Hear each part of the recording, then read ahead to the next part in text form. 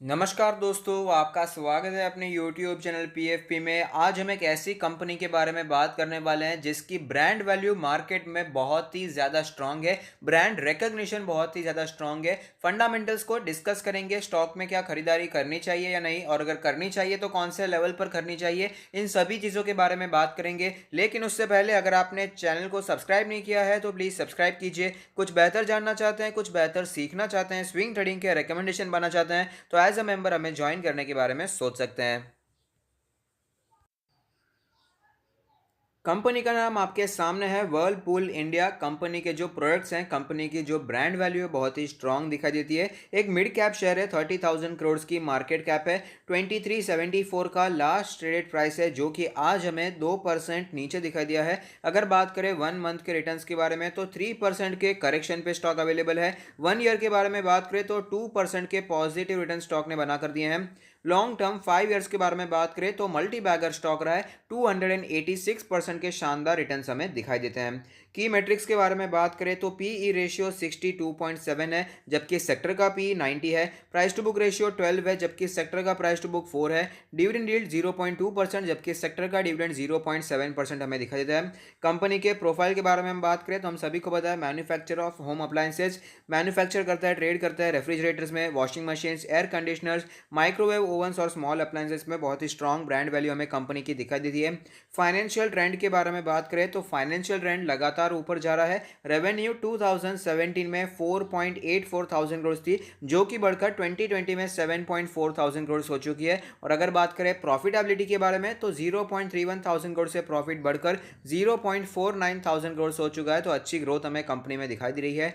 Financial statements के बारे में बात करें तो इंडस्ट्री की रेवेन्यू ग्रोथ है 13.13% और उसी के साथ हमें चलता हुआ नजर आता है, मार्जिनली हमें ऊपर ही चलता हुआ नजर आ रहा है।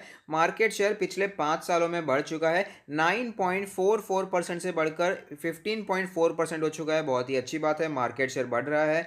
इंडस्ट्री की नेट इनकम है 19.57% जबकि वर्लपूल की उससे थोड़ी सी कम दिखाई दे रही है, 18.42% हमें दिखाई देती है। अलग अलग फाइनेंशियल ईयर्स को एक बार कंपेयर कर लेते हैं, ग्रोथ व्यू पर कैसी सिचुएशन देखने को मिल रही है। तो आप देख पाएंगे ओवरऑल हमें नेट इनकम हो, टोटल रेवेन्यू हो, एबिटा हो, पीबीआईटी हो, पीबीटी हो, यहाँ पर काफ़ी ज़्यादा ग्रोथ हमें दिखाई देती है। फाइनेंशियल ईयर 15 के बाद तो आप देख ही पाएंगे कि लगातार ग्रोथ ही देखने को मिल रही है। हर साल पिछले साल के मुकाबले अच्छा परफॉर्मेंस हमें यहाँ पर देखने को मिल जाता है।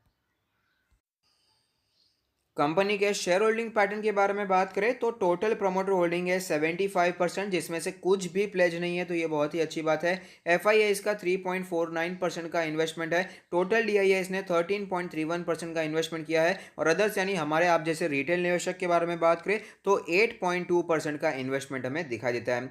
फंडामेंटल एनालिसिस में आगे बढ़ते हुए कुछ रेशियोज को जानना बहुत ही ज़रूरी होता है। ऑपरेटिंग मार्जिन का परसेंटेज है 11.22%, नेट प्रॉफिट मार्जिन है 7.94%, जो कि हमें पिछले साल के मुकाबले मार्जिनली सा ऊपर दिखाई देता है। तो ओवरऑल हमें फ्लैट सी सिचुएशन पिछले साल के मुकाबले दिखाई दे रही है। रिटर्न रेशियोज के बारे में बात करें तो आर ओ ई 19.12 है। अगर बात करें आर ओ सी के बारे में तो वो 24 के ऊपर है। रिटर्न ऑन एसेट्स के बारे में बात करें तो 11.24% का रिटर्न ऑन एसेट्स दिखाई दे रहा है। तो ओवरऑल मार्जिन्स और रिटर्न रेशियोज हमें डिसेंट दिखाई देते हैं। लिक्विडिटी रेशियोज के बारे में बात करें तो करंट रेशियो 2.09 है, तो लिक्विडिटी की कंपनी में कोई भी प्रॉब्लम नहीं है। लेवरेज रेशियो के बारे में बात करें तो डेट टू इक्विटी रेशियो 0 है, यानी कि कंपनी पर कोई भी कर्जा नहीं है, तो ये चिंता करने की जरूरत नहीं है। Interest coverage ratio 33.89, asset turnover ratio गिर चुका है, 137% हो चुका है। और इन्वेंट्री टर्नओवर रेशियो में भी अच्छी खासी गिरावट है, 6.07 से गिरकर हमें ये 5 होता हुआ नजर आता है। तो अगर बात करें इसके रेशियोज के बारे में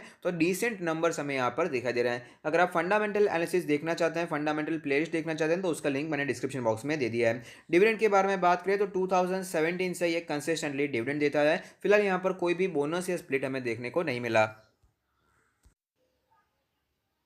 तो आप देख सकते हैं हम वर्लपूल के चार्ट्स पर आ चुके हैं, जहां पर हमें पता चलता है कि बहुत समय तक स्टॉक कंसोलिडेट कर रहा था। 2000 से करके 2200 की रेंज में हमें ये ट्रेड करता हुआ नजर आता था, लेकिन उसके बाद अच्छी तेज़ी देखने को मिली। देखते ही देखते स्टॉक 2750 तक पहुंच चुका था, लेकिन वापस यहाँ पर हमें गिरावट आती हुई नजर आ रही है। वापस स्टॉक हमें वीक होता हुआ नजर आता है। अगर करंट सिचुएशन के बारे में बात करें तो आज ही स्टॉक ने अपने 50 डेज के मूविंग एवरेज को भी तोड़ दिया है। नीचे जो हमें मूविंग एवरेजेस दिखाई दे रहे हैं वो है इसका 100 डेज का मूविंग एवरेज और 200 डेज का मूविंग एवरेज। इंडिकेटर्स के बारे में बात करें तो मनी फ्लो इंडेक्स का नंबर कैलकुलेट होकर आता है 36.53, जो कि बहुत ही वीक होता हुआ नजर आ रहा है। आरएसआई के नंबर के बारे में बात करें तो आरएसआई का नंबर कैलकुलेट होकर आता है 40.43। यहाँ पर भी क्लियरली बहुत ही वीकनेस हमें दिखाई दे रही है। एमएससीडी के क्रॉसओवर्स के बारे में बात करें तो इतनी गिरावट हुई है तो ऑफकोर्स कोई बुलिश क्रॉसओवर तो नहीं होगा, यहाँ पर भी हमें बेरिश क्रॉसओवर ही बनता हुआ नजर आता है। बॉलिंजर बैंड के बारे में बात करें तो बॉलिंजर बैंड के लोअर बैंड तक तो स्टॉक पहुंच चुका है। अपर बैंड का लेवल है 2698 का लेवल, मीडियन है 2524 का लेवल।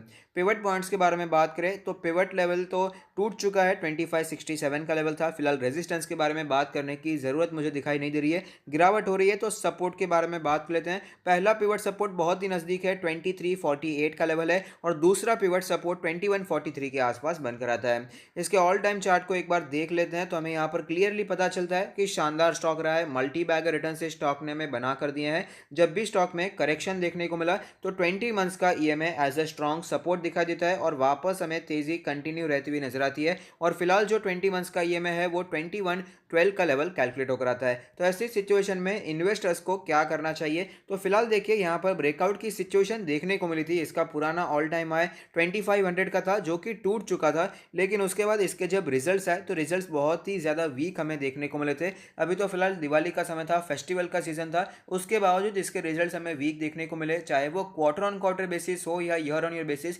इसीलिए स्टॉक हमें फिर से गिरता हुआ नजर आ रहा है। लेकिन मेरा मानना है ओवरऑल कंपनी अच्छी है, कंपनी के फंडामेंटल्स अच्छे हैं, कंपनी की ब्रांड वैल्यू।